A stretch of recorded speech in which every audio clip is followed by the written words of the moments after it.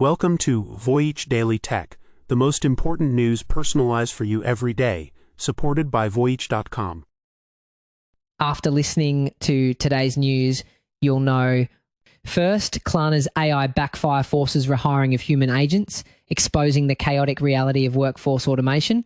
We'll explore how this backfire could transform corporate AI adoption strategies and what it means for the future of tech jobs. Second day, former OpenAI insider predicts a Chinese firm will lead AI in 3 to 5 years, despite a 100 times US compute advantage. We'll analyse why this prediction is a turning point for the AI race and how it could affect global tech competition and supply chains. Third, Google's AI overviews deliver dangerous medical advice due to context collapse, fueling a debate over platform liability. Today, we'll take a closer look at this critical safety failure and its implications for Google's market dominance and future AI regulation. Fourth, India's proposed security rules demand Apple and Google surrender their source code, a move with no global precedent. We'll examine how this demand for digital sovereignty may impact global software security and what it means for tech giants operating worldwide. Fifth, a new smart lock with palm vein scanning and over-the-air charging signals a breakthrough in the matter-fueled smart home market. In this episode, we'll break down this wave of innovation and what it signals for the future of smart home security and interoperability. Let's start today with a story that perfectly captures the messy reality of the AI revolution. A company fired 40% of its workforce in a massive shift to AI. Then it had to rehire many of them. The fintech firm Klarna went all in on automation, only to see performance from the technology drop, forcing them to bring human workers back for customer service. Initially, Klarna replaced the work of about 700 customer service agents with an AI chatbot. And for a while, it seemed to work with the AI handling 2/3 of all customer service chats. What the CEO, Sebastian Siemiatkowski, later admitted, however, was that the quality of these AI interactions just wasn't meeting expectations, especially for complex problems that require real empathy. This forced them to start a new recruitment drive to bring humans back into the loop. An MIT professor called it a backfire, but warns this is not a sign of safety for workers. He states that while some companies will fail to replace humans, many others will succeed and lead to workforce reductions. This is the chaotic reality of our current moment. CEOs at companies like Shopify, Accenture, and Fiverr are already on the record, overseeing layoffs while pushing their remaining employees to upskill or risk becoming irrelevant. The message is clear: adapt or be left behind. This trend is also surfacing a critical ethical question. Many workers feel like they are being asked to train the very tools that will replace them. Think about it. Every time an employee corrects an AI's mistake, they are essentially providing free labor to fine-tune a proprietary model that could make their own job redundant. The law is scrambling to catch up with new proposals like the Generative AI, Copyright Disclosure Act, trying to force transparency. But for now, it's a huge point of tension in the modern workplace. But the story isn't just about cuts. The CEO of AMD says they are not hiring fewer people. In fact, they're hiring lots of people, but they are specifically hiring AI-forward talent. This is the new dividing line in the job market. So what does AI forward even mean, especially if you're not a coder? Actually, it's about proving you can use AI to make your own job better. For example, some companies are now specifically looking for an AI-forward recruiter, someone who uses AI tools to automate hiring tasks. Other companies are even asking candidates to use AI assistants during their job interviews to see how they integrate these tools into their real-world problem-solving process.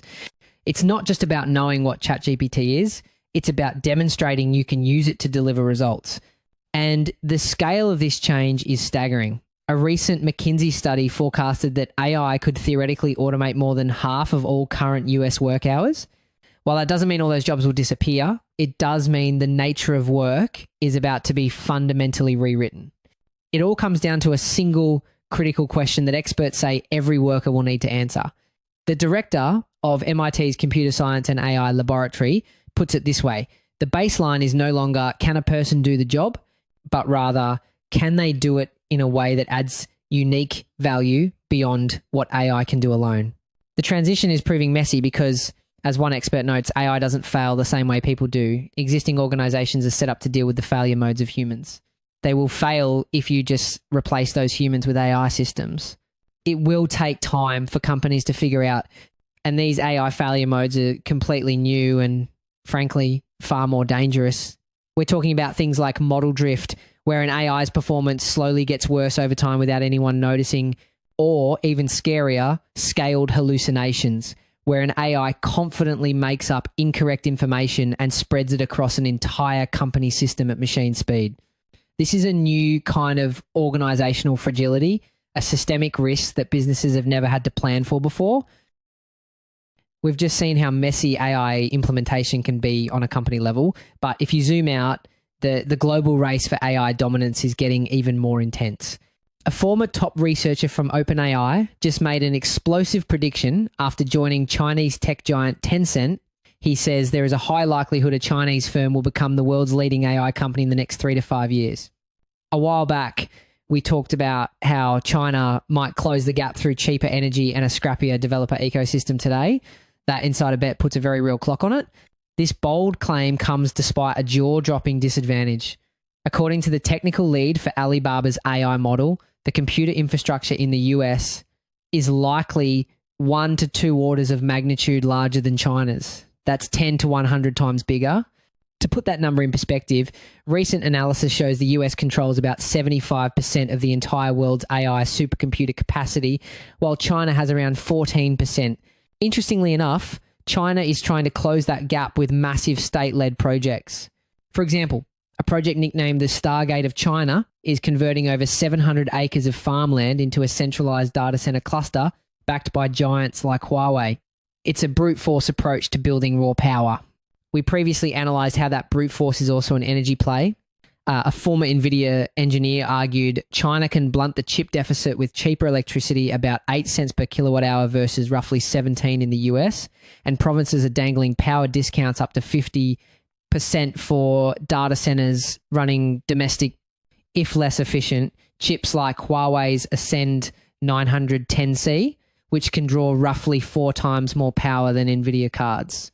He even admitted that Chinese firms are, quote, relatively strapped for cash. But here's where the situation takes a more complex turn. This limitation is forcing a different kind of innovation. Chinese researchers are pioneering algorithm hardware co-design, a clever strategy to run massive AI models on smaller, less expensive hardware. As we've discussed before, this lines up with the push for good enough inference chips and a CUDA-compatible software stack. Think Baidu's Kunlunxin, so workloads can slide off NVIDIA with minimal friction.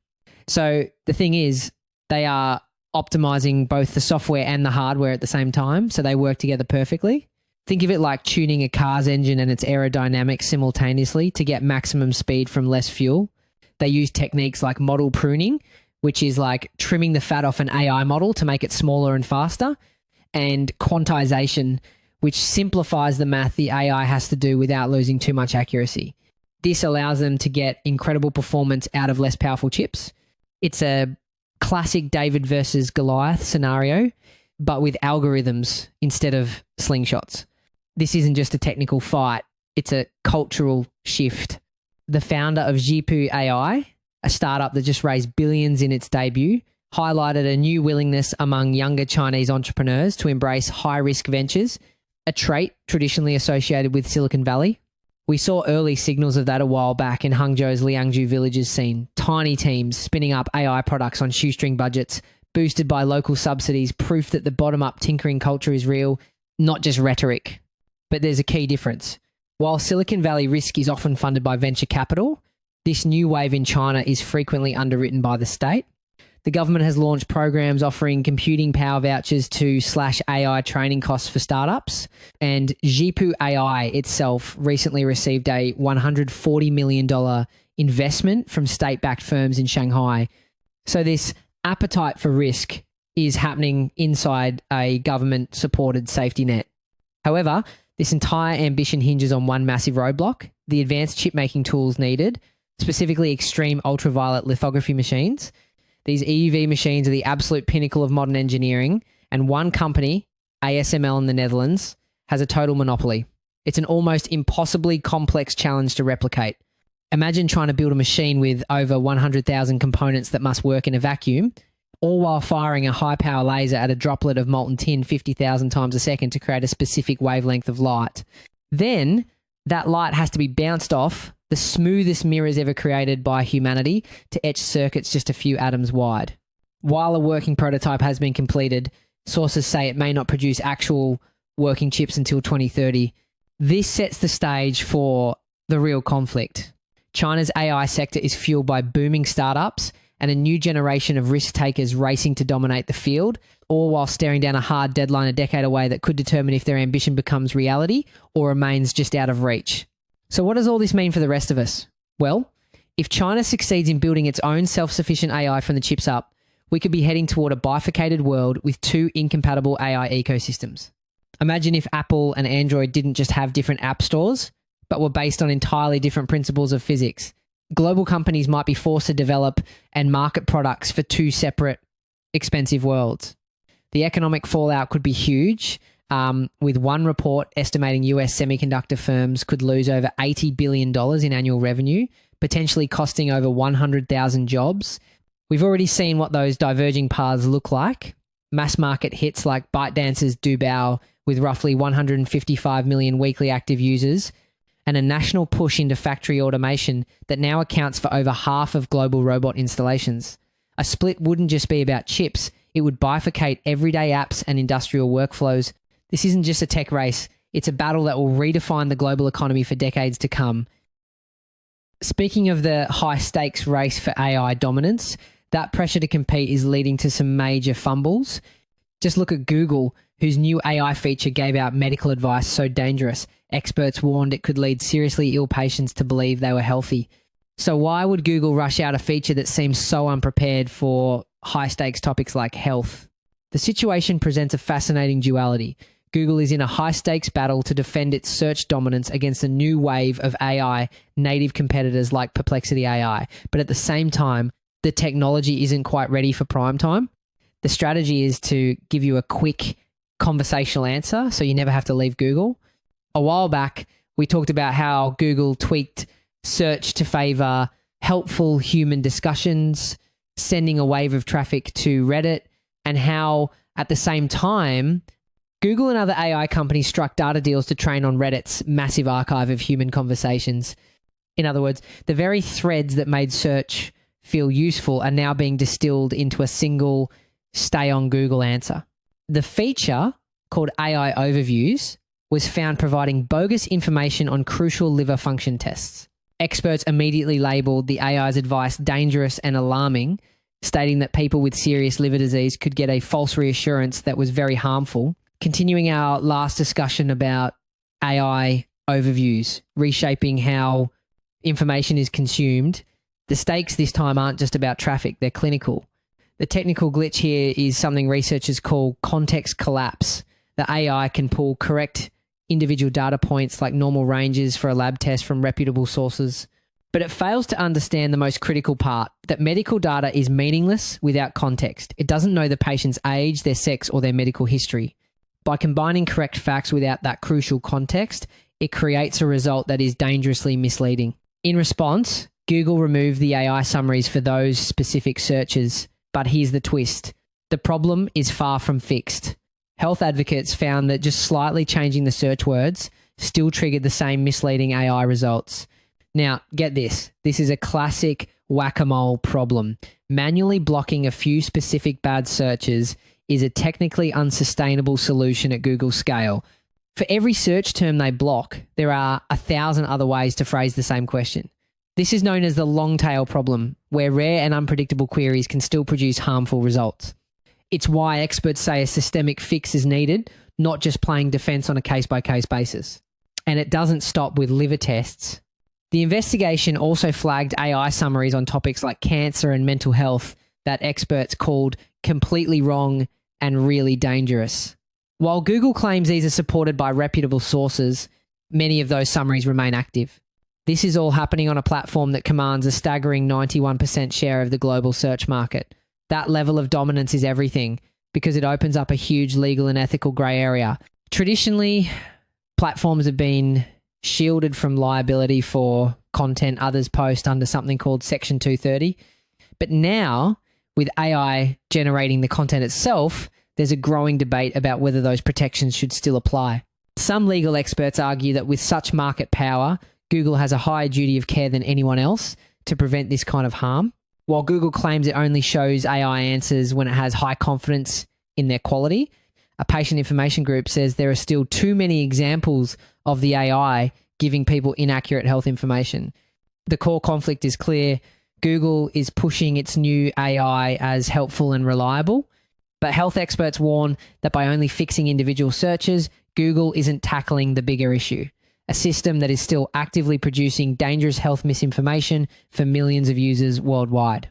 We previously analysed how this AI push also changes incentives across the open web, especially for places like Reddit, which licensed its data to train these models even as those same AI summaries keep users from clicking out. Ultimately, this shift from a search engine that gives you a list of sources to an answer engine that gives you a single answer has huge consequences. It discourages you from clicking through to the actual websites of trusted sources like the British Liver Trust.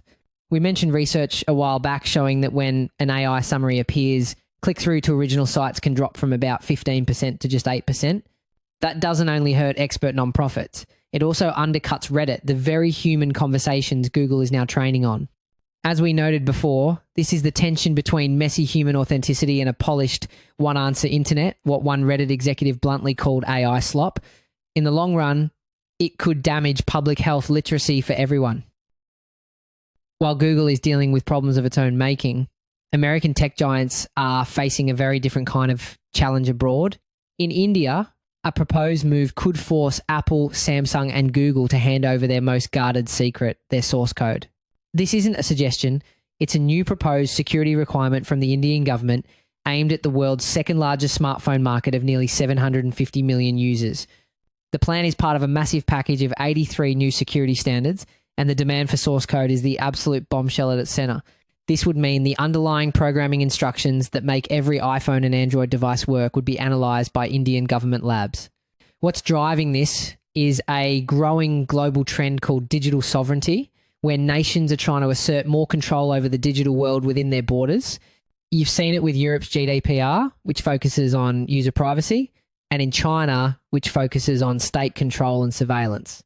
What makes India's approach so different is that it's being framed entirely around user security, and the government claims it needs the source code to conduct its own vulnerability assessments. Tech giants are in an uproar behind the scenes. According to confidential industry documents, they've told the government that this kind of demand has absolutely no global precedent. For context, Apple famously refused China's request for its source code years ago. Now, India is making the same ask, but that's not the whole picture. The proposals would also require companies to alert the government about major software updates times before times releasing them to the public, giving officials the right to test them first. On the surface, that sounds reasonable, but it could have a huge unintended consequence. This mandatory pre-release review could create a permanent security lag. Think about it. When a critical vulnerability is discovered, what we call a zero-day exploit companies race to patch it. If they have to wait for government approval, Indian users could be left exposed for days or weeks longer than everyone else, ironically making them times vulnerable to attacks, not less. Another rule would force manufacturers to allow users to uninstall any pre-installed apps. The tech industry is firing back, not just on principle, but on practicality. A confidential document from an industry group representing these companies states that a full source code review is simply not possible due to secrecy and privacy. They also argue another requirement to store a full year of a phone's activity logs on the device itself is technically impossible, stating there is not enough room on device. And even if they could make room, the performance hit would be massive. Constantly writing and storing that much data would slow your phone to a crawl and drain the battery. It's a technical nightmare. This sets up a massive confrontation. Prime Minister Narendra Modi's government is pushing for unprecedented control in the name of security. Some experts, however, see another motive at play here. This could be a form of economic protectionism disguised as security. It aligns with India's Make in India initiative, and by creating such difficult hurdles for global giants like Apple and Samsung, it could be seen as an attempt to create an opening for a domestic smartphone champion to rise. But the world's biggest tech companies are drawing a hard line, arguing these demands are impractical and risk exposing the very foundation of their technology. The battle lines are drawn between India's national security agenda and the tech industry's global business model, with the privacy and functionality of hundreds of millions of smartphones hanging in the balance. The real risk here on a global scale is the precedent it could set. If a major democratic market like India succeeds, what stops Brazil, Indonesia, or Nigeria from demanding the same thing? This could lead to a balkanization of software, a fracturing of the global tech world where companies have to maintain dozens of different government-inspected versions of their code that would not only stifle innovation, but could make everyone's devices less secure in the long run. We've been talking about governments trying to build digital walls, but in the world of smart home hardware, believe it or not, the walls are finally coming down. A company just unveiled a smart lock that doesn't use keys or codes. It scans the veins in your palm, uses 3D facial recognition, and it charges itself through the air from across the room. Now, the security of this new biometric tech is pretty remarkable. Palm vein recognition is one of the most difficult biometric markers to fake because, unlike fingerprints, your vein pattern is internal, under your skin. Research shows it has a false acceptance rate as low as 0.00008%. To put that in perspective, that means only 1 in 1.25 million unauthorized attempts might succeed. And on the privacy side, the company says this sensitive data is stored locally on the lock itself, not in the cloud, which helps protect it from remote hacks. That's the Lock & V 7 Max from the CES Tech Show, and it's a sign that the smart home is finally getting a massive upgrade. Forget gadgets that don't talk to each other. A new universal standard called Matter is forcing everyone to compete on wild new features and lower prices. However, the idea of a Matter dividend where all these savings and innovations are a direct result of this new standard is a bit of a myth. The market is also just maturing and competition is getting fierce. So while Matter helps your lock talk to your lights, companies are still adding proprietary features that you can only access through their own special apps. The dream of one single app to rule them all isn't quite here yet. Here's where it gets interesting. A company called Akara just revealed a thermostat that's also a smart home hub and a video doorbell screen. When someone rings, their picture pops up on your thermostat and you can unlock the door right from the wall. The original promise of standards like Matter was to get rid of all those little plastic hubs from different brands.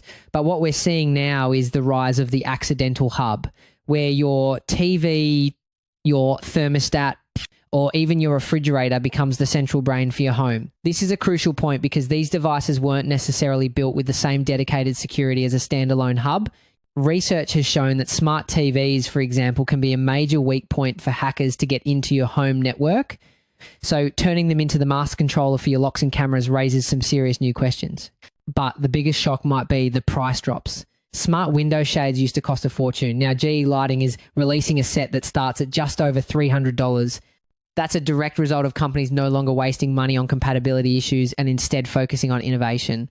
We're even seeing the stuff of science fiction. LG brought a real-life robot named CLOID that can fold laundry and load a washing machine. While it's just a demo for now, it shows where this is all headed. What really brought this all to a head is that the core conflict of the smart home, getting devices from different brands to work together, is finally being solved. This isn't just about a few cool gadgets. It's a fundamental shift. From smart mirrors under $200 to TVs that act as the central brain for your entire home, the promise of a truly connected, intelligent, and affordable home is no longer a distant future. It's arriving now. That's it for today on Voyage Daily Tech. Follow, share, and stay tuned for daily updates coming your way tomorrow.